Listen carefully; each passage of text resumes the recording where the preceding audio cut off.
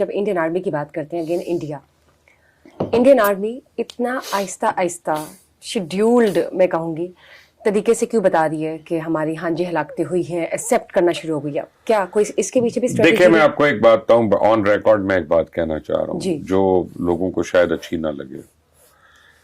Indian army एक बड़ी professional army है और इंडियन फोर्सेस जो हैं वो बहुत प्रोफेशनल फोर्सेस हैं।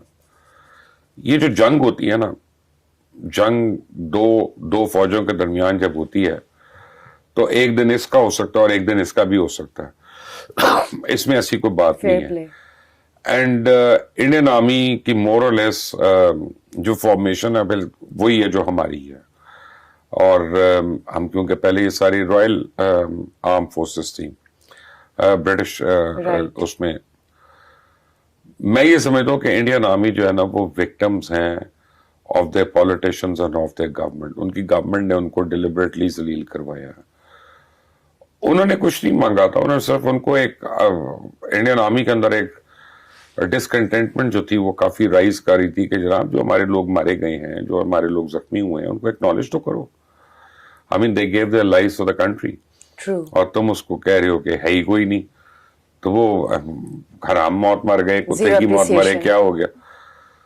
तो पाकिस्तान में तो आप ये देखें कि अल्हम्दुलिल्लाह हमारे जो शहीद हुए उसमें फील्ड मार्शल गए, फिर अगर जो एयरफोर्स वाले हुए तो उसमें एयर चीफ भी गए, फिर इवन प्राइम मिनिस्टर गए, फिर इंटीरियर मिनिस्टर गए। आई मीन पाकिस्तान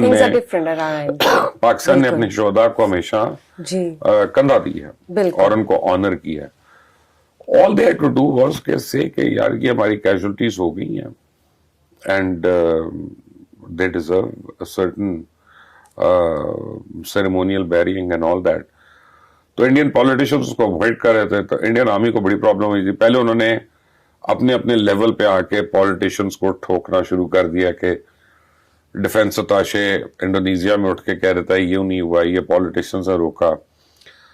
अब डिफेंस अताशे बड़ा सीनियर आदमी होता है और वो कोई, आपने आज तक दुनिया में किसी भी डिफेंस अताशे की कोई प्रेस स्टेटमेंट नहीं सुनी होगी किसी भी वॉर के ऊपर, ये वाई दिस पर्टिकुलर, वो आर्मी चीफ की मर्जी के बगैर नहीं कह सकता।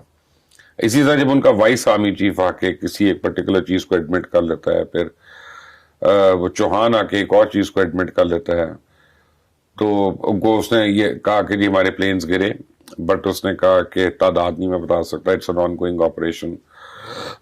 तो उन्होंने अपनी गवर्नमेंट को प्रेशराइज करना शुरू कर दिया। देखिए, जब वॉर होगी ना तो कैजुअलिटी जरूर होंगी। ये वॉर में अच्छा अल्हम्दुलिल्लाह हमारी नहीं हुई, हमारी बहुत कम हुई और उनकी बहुत ज्यादा हो गई, लेकिन war will take casualties. This is how war, that is why it's called a war, ठीक है ना? लेकिन उस वजह से ये कहना कि इंडियन आर्मी कमजोर आर्मी है, ये गलत बात है, and that will not be a fair assessment. The fact that we outmanoeuvred them, we did better than them, वो हमारे बंदों का अपना क्रेडिट है, right? उनका क्रेडिट है। I mean, इसका ये मतलब नहीं कि हमने किसी बच्चे को मारा है, हमने अपने से 3 गुना नहीं 4 गुना नहीं 7 गुना बड़ी फौज को मारा है, and we actually did it। तो वो हमारी सुपीरियोरिटी है, वो उनका कसूर क्या है? स्वाय इसके कि दे आर अंडर पॉलिटिशियंस जिनको कदर नहीं अपनी फौज की और फौज की कुर्बानियों की। यही मैं कह सकता हूं। बिल्कुल ठीक बात की आपने। The other party is not weak, we were able to actually defend ourself, और हमेशा यही हुआ है। देखिए, पाकिस्तान आर्मी का ना एग्रेसिव पोस्चरिंग है ही नहीं, हमारी ट्रेनिंग भी एग्रेसिव नहीं है, हमारी आर्म्स एंड आर्मामेंट, हमारा इक्विपमेंट, सारा कुछ जो है, हमारी जो जितनी एक्सरसाइज होती है वो एग्रेसिव नहीं है, वो डिफेंस में है। तो हम फितनतुल ख्वारिज के खिलाफ भी जो जंग लड़ रहे हैं, तो वो हम ऑफेंसिव पे जाके नहीं किए, वो तो क्योंकि अब मुल्क के ऊपर पड़ गई है तो हमें लड़नी पड़ रही है। हम खुद से अफगानिस्तान के अंदर नहीं गए, हम कहीं और नहीं गए उनको मारने के लिए कि जी यहाँ पे ही हो रहा है, जो हिंदुस्तान के ने हरकतें की हैं, वी डिडंट डू दैट। तो इंडिया ने तो पाकिस्तान के अंदर आ गया, पहले उसने हमारी सॉवरेनिटी को ब्रीच किया, फिर वो कहता देखे जी इन्होंने हमारे फौजी अड्डों पे हमले कर दिए, तो और क्या करते? तो ऑब्वियसली फिर हमारा अस्पतालों पे करते, अपना मंदिर पे करते। Let's see Majeed Indian media, Indian army के हवाले से क्या अपडेट्स? इंडियन मीडिया जो है ना वो वो मर चुका है, वो जिंदा नहीं है। मैं तो पहले बरकत वगैरह की इज्जत करता था। I mean I used to think अच्छे हैं, लेकिन अब मुझे पता चला है कि नहीं है यार, नाम है, बड़े बड़े बटा भी सीनियर हो जाता है।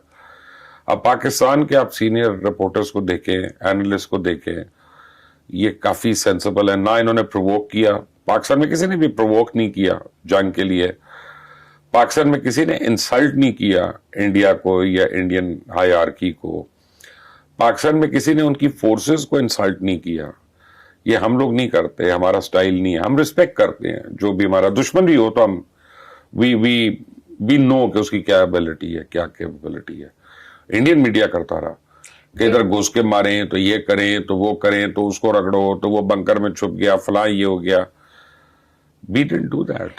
If you आपने बरकत की बात की है तो फिर remember that Piers Morgan session, मैं उसी की बात कर रहा हूँ कि जो उसने Yes. F-16 के ऊपर बात की थी, and she was given a very good rebuttal by one of our social media right stalwarts, और वो बिटटाई से बैठी। अब देखे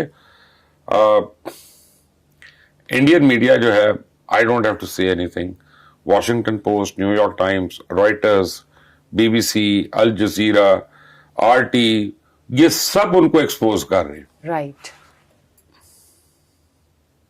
and I think we all can see it on international scale कि हाउ दे हैव पोर्ट्रेड अब themselves. तो सच भी बोलेंगे तो बड़ा टाइम लगेगा अपनी क्रेडिबिलिटी बनाने के नॉट लिए। रियली पॉसिबल, अब दूर दूर तक नहीं। हाँ, जिस तरह वो बात एक स्टेटमेंट आई थी ईरान के हवाले से कि हमने इनको कुछ 10 साल पीछे कर दिया है आफ्टर दोज स्ट्राइक्स, तो ये वो वाली बात है कि इनका जो इंडियन मीडिया की क्रेडिबिलिटी है वो कहीं बहुत पीछे चली गई है। It will take time.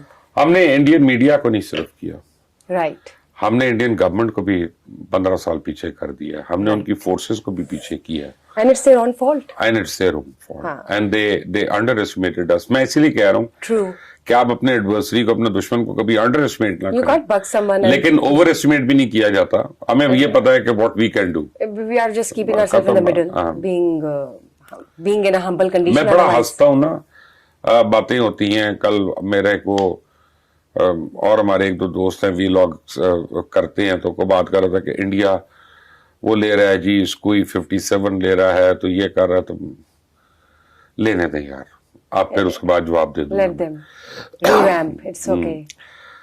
अगर आज आप ये मग उठाती हैं और इसको आप एयरफोर्स में इंटीग्रेट करती हैं ना, एज अ वेपन मैं बात करूं, आपको कम से कम 3 साल लगेंगे इसको इनकॉर्पोरेट करने में, before it starts becoming an effective thing. आप जास को कर देंगे, फिर इंटीग्रेशन कैसे होगी, सिस्टम इंटीग्रेशन कैसे होगी, फिर आप उसको लाएंगे। पहले आपने रफाइल को जलील कराया, मिक्स को जलील कराया, नेट्स को भी जलील कराया, तेजा तो आपका उड़ा ही नहीं, और अब क्या कहते हैं, मिराज को भी जलील कराया 2000 को, अब इसको भी करा लें जलील।